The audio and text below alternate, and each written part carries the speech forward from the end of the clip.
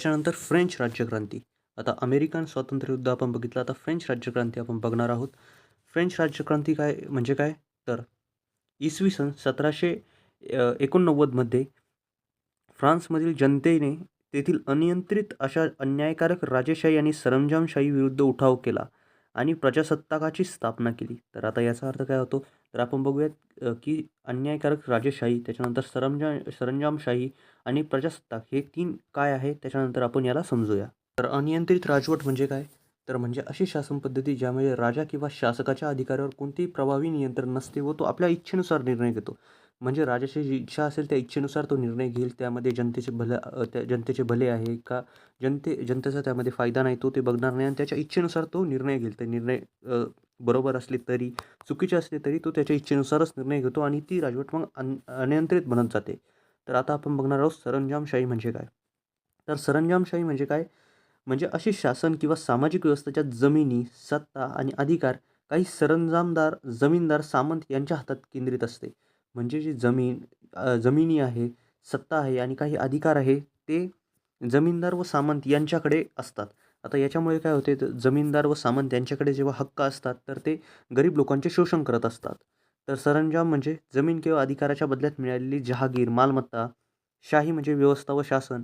याचा असा अर्थ आहे, की जमीनदार व सामंत जेव्हा एखाद्या सोसायटीमध्ये या एखाद्या प्रदेशामध्ये असतात, त्या प्रदेशातील गरीब लोकांचे तिथे शोषण होत असते. गरीब लोकांवर तिथे अन्याय होत असतो. त्यांना त्यांच्या कामाचा मोबदला मिळत नाही. तर यालाच आपण म्हणतो सरंजामशाही, जमीनदार व सामंत व्यवस्था. म्हणजे अशी व सामाजिक व्यवस्थेच्या जमिनी, सत्ता, अधिकार काही सरंजामदार व जमीनदार, सामंत यांच्या हातात केंद्रित असते व यांच्या हातात केंद्रित असल्यामुळे लोकांवर अन्यायसुद्धा होत असतो. आता आपण बघूया प्रजासत्ताक म्हणजे काय? तर प्रजासत्ताक म्हणजे प्रजेला सत्ता असलेली लोकशाही पद्धत. प्रजेच्या हातात जी सत्ता असते त्याला लोकशाही पद्धत म्हणजे आपण वोट देतो, मग लोकं निवडून येत असतात व ते लोकसभामध्ये जातात. त्याच्यानंतर ते लोकं आपल्या भलाईचे निर्णय घेत असतात व आपल्याला जे प्रजेसाठी बरोबर राहील ते निर्णय घेतात. याला म्हणतात प्रजासत्ताक. कोणताही राजा या सत्तेमध्ये नसतो, बल्कि जे प्रजा असते तीच राजा असते. म्हणून प्रजासत्ताकाचे राज्य असे राज्य ज्यामध्ये शासनाची सत्ता जनतेकडे किंवा जनतेने निवडलेल्या प्रतिनिधीकडे असते. यालाच रिपब्लिक किंवा संदर्भानुसार डेमोक्रॅटिक असे म्हणतात. तर रिपब्लिक आणि डेमोक्रॅटिक यामध्ये सुद्धा फरक असतो. पण तो फरक आता आपल्याला अभ्यासायचा नाही आहे. तो आपण नागरिकशास्त्रामध्ये अभ्यासतो की याच्यामध्ये काय फरक आहे. उदाहरण भारत एक प्रजासत्ताक देश आहे कारण भारतात प्रमुखाची निवड लोकशाही पद्धतीने ठरलेल्या घटनात्मक प्रक्रियेनुसार होते. तर भारतामध्ये जी राष्ट्रपतीची निवड आहे ती लोकशाही पद्धतीनुसार होते. तर यामुळेच भारत एक प्रजासत्ताक देश आहे. येथे कोणतीही राजेशाही पद्धत नाही आहे आणि राजेशाही पद्धत नसल्यामुळे प्रजेच्या हातात कोणाला निवडून द्यायचे आहे व कोणाच्या हातात सत्ता पाहिजे हे प्रजा ठरवते व प्रजाने हे ठरवल्यामुळे जे लोकं असतात ते प्रजेच्याच भलाईसाठी काम करत असतात. यालाच आपण प्रजासत्ताक असे म्हणतो. म्हणजेच प्रजेला सत्ता असलेली लोकशाही पद्धत. यालाच आपण प्रजासत्ताक असे म्हणत असतो.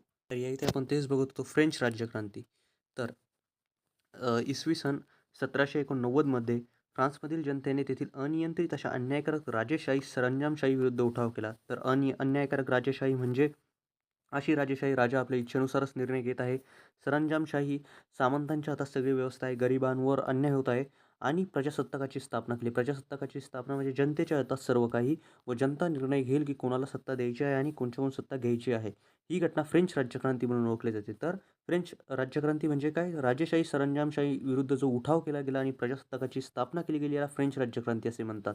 व फ्रेंच राज्यक्रांतीचे खूप सारे पडसाद आपण भारतामध्ये सुद्धा उमटताना बघतो. हे आपण नंतर बघूयात.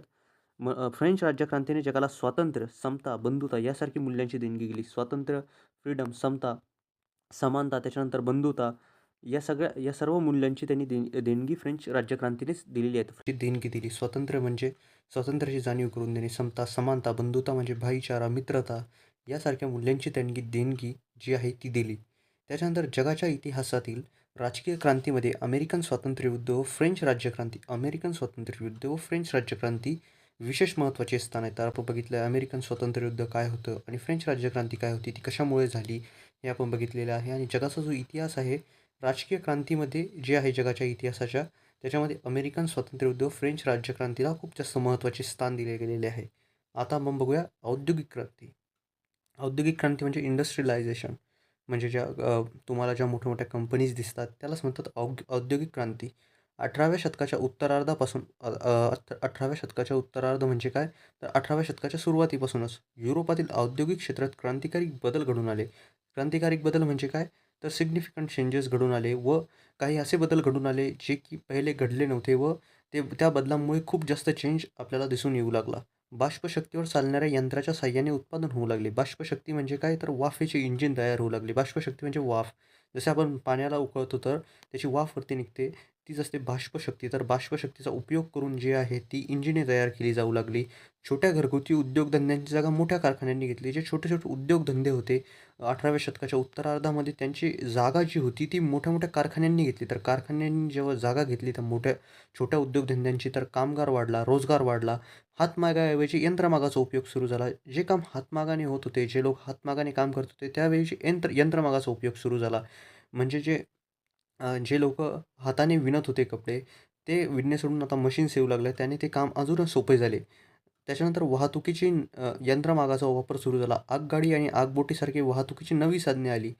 आगगाडी व आगबोटीसारखी वाहतुकीची नवी साधने आली. म्हणजे त्या काळात लोकांना आगगाडी, आगबोट यासारखी नवी साधने पाहण्यास मिळू लागली. वाहतुकीची नवी साधने आली आणि यंत्रयुग अवतरले. म्हणजे हे यंत्रांचे युग तिथे अवतरण्यात आले. यालाच औद्योगिक क्रांती असे म्हणतात. तर औद्योगिक क्रांती म्हणजे काय? तर औद्योगिक क्रांती म्हणजे 18व्या शतकाचं उत्तरार्ध होतं. त्याच्यामध्ये काही क्रांतिकारी बदल घडवून आले. बाष्पशक्तीवर चालणाऱ्या यंत्रांच्या साहाय्याने त्या औद्योगिक क्षेत्रात यंत्राच्या साहाय्याने उत्पन्न होऊ लागले. त्याच्यानंतर छोट्या उद्योगधंद्यांची जागा मोठ्या कारखान्यांनी घेतली, तर रोजगार निर्माण झाला. हातमागाऐवजी यंत्रमागाचा उपयोग होऊ लागला. त्याच्यानंतर आगगाडी, आगबोटीसारखे वाहतुकीची नवी साधने आली, जे लोकांनी पहिले काही ते बघितले पण नव्हते. ते ते चेंजेस याच्यामध्ये सुरू झाले. म्हणूनच आपण याला क्रांतिकारक चेंज असे क्रांतिकारी बदल असे म्हणतो. इंग्लंडमध्ये औद्योगिक क्रांतीचा प्रारंभ झाला. तर औद्योगिक क्रांतीचा प्रारंभ कुठे झाला? तर औद्योगिक क्रांतीचा प्रारंभ इंग्लंडमध्ये झाला. तर औद्योगिक क्रांती म्हणजे काय? हे आपण बघितलं. आता याचा प्रारंभ कुठे झाला म्हणजे सुरुवात कुठे झाली? इंग्लंडमध्ये. कधी झाली? 18व्या शतकाच्या उत्तरार्धात. नंतर ती टप्प्याटप्प्याने पाश्चात्य जगात पसरली. आता पाश्चात्य जग म्हणजे काय? तर ही जी आपली पृथ्वी आहे, या पृथ्वीच्या ह्या इकडे आहे पाश्चात्य जग. नॉर्थ अमेरिका, ऑस्ट्रेलिया हे सगळे पाश्चात्य जगामध्ये येतात. पाश्चात्य जग म्हणजे पश्चिमेकडचे जग. त्याच्यानंतर पाश्चात्य जगात पसरली. या काळात इंग्लंडची औद्योगिक भरभराटी इतकी झाली, की इंग्लंडचे वर्णन जगाचा कारखाना असे केले जाऊ लागले. तर इंग्लंडमध्ये या सर्व गोष्टींचा इतका विकास झाला, की इंग्लंडचे जे वर्णन होते ते आता जगाचा कारखाना म्हणून केले जाऊ लागले. भांडवलशाहीचा उदय. नव्या सागरी मार्गांच्या शोधानंतर युरोप व आशियाई देशांमधील व्यापाऱ्यांच्या नव्या पर्वाला सुरुवात झाली. तर आता नव्या सागरी मार्गांचा शोध लागलेला आहे.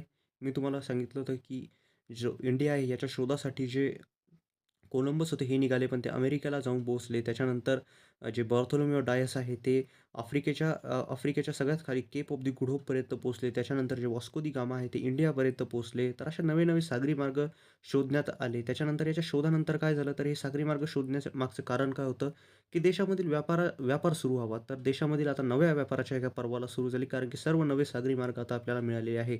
सागरी मार्गाने पूर्वेकडील देशांशी व्यापार करायला अनेक व्यापारी पुढे आले. तर आता पूर्वेकडील देश म्हणजे काय? तर हे जे आहे युरोप आणि भारत हे सगळे देश पूर्वेकडे आहे. आशियाई देश सगळे पूर्वेकडे आहे. आणि त्याच्यानंतर काय झालं?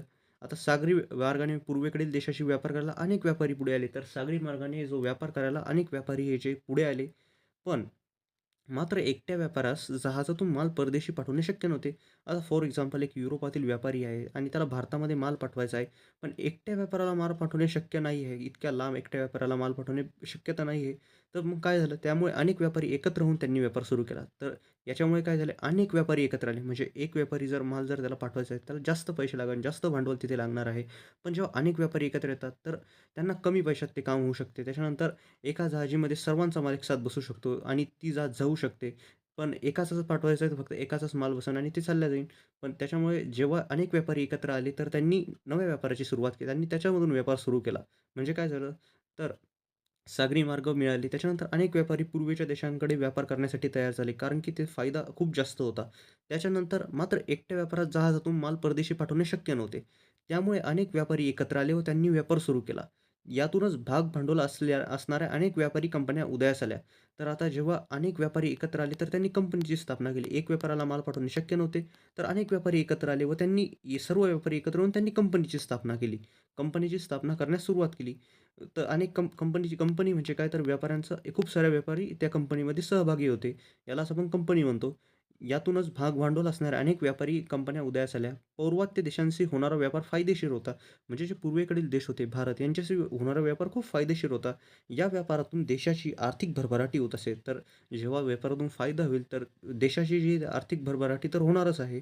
त्याच्यानंतर असे त्यामुळे युरोपातील राज्यकर्ते व्यापारी कंपन्यांना लष्करी संरक्षण व व्यापारी सवलती देऊ लागल्या. तर व्यापार जो होत होता तो फायदेशीर होता व फायदेशीर व्यापारामुळे आर्थिक भरभराटी होत होती. आर्थिक भरभराटीमुळे देश पुढे जात होता. तर देश पुढे जात होता तेव्हा युरोपातील जे राज्यकर्ते होते त्यांना चांगले वाटत होते व ते व्यापारी कंपन्यांना आपले लष्करी संरक्षण देत होते. ते आपले संरक्षण सैनिक त्यांना देत होते.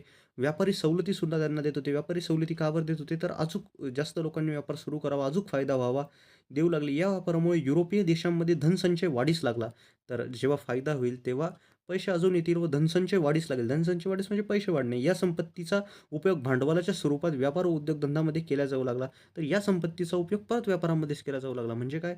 तर एक कंपनी आहे त्याच्यामध्ये खूप सारे व्यापारी आहेत. त्या व्यापाऱ्यांनी खूप जास्त पैसा कमवला व तो पैसा कमवून त्यांनी अजून मोठी कंपनी स्थापन केली व अशा प्रकारे त्यांचा धनसंचय वाढीस लागला. या संपत्तीचा उपयोग भांडवलाच्या रूपात व्यापार व उद्योगधंद्यांमध्ये केला जाऊ लागला.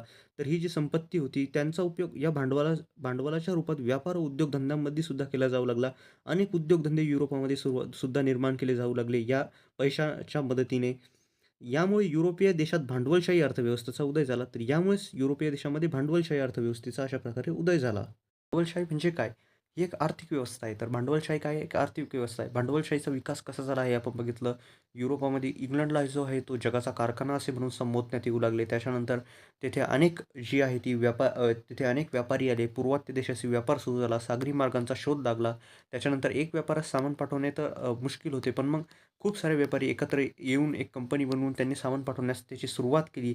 तर ही एक आर्थिक व्यवस्था आहे. उत्पन्नाची साधने, उद्योग, कारखाने, व्यवसाय इत्यादी प्रामुख्याने खाजगी व्यक्ती कंपन्यांच्या मालकीचे असतात.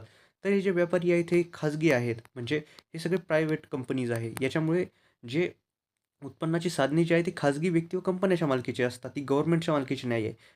नफा कमवणे हे व्यवसायाचे मुख्य उद्दिष्ट असते. म्हणजे अजून प्रॉफिट कमवणे, अजून फायदा करून घेणे हे त्यांच्या व्यापाराचे प्रामुख्याने उद्दिष्ट आहे. बाजारातील मागणी पुरवठ्यानुसार वस्तू व सेवांच्या किमती ठरतात. बाजारात एखाद्या वस्तूची मागणी खूप जास्त आहे, या या त्याचा पुरवठा किती आहे, त्याचा पुरवठा कमी आहे, मागणी खूप जास्त आहे, तर त्याची किंमत जास्त होऊन जाईल. अशा प्रकारे त्याची जी बाजारातील मागणी पुरवठ्यानुसार वस्तूच्या किमती ठरतात. व्यक्तींना व्यवसाय सुरू करण्याची आणि गुंतवणूक करण्याचे स्वातंत्र्य सुद्धा असते. तर याला आपण भांडवलशाही असे म्हणतो. पण भांडवलशाहीसाठी ची सुरुवात कशी झाली हे तुम्हाला अभ्यासणं गरजेचं आहे. पण भांडवलशाही म्हणजे काय हे मी तुम्हाला येथे सांगून दिलेलं आहे. तुमच्या बुकमध्ये भांडवलशाहीची सुरुवात कशी झाली हे इथे दिलेलं आहे, की नवीन सागरी मार्गांचा शोध, त्याच्यानंतर एक व्यापाऱ्याला पॉसिबल नाही सामान पाठवणे, तर खूप सारे व्यापारी जे आहे ते एकत्र आले. त्यांनी कंपनी सुरू केल्या आणि त्याच्यानंतर अशा प्रकारे त्यांनी व्यापार जो आहे तो सुरू केला.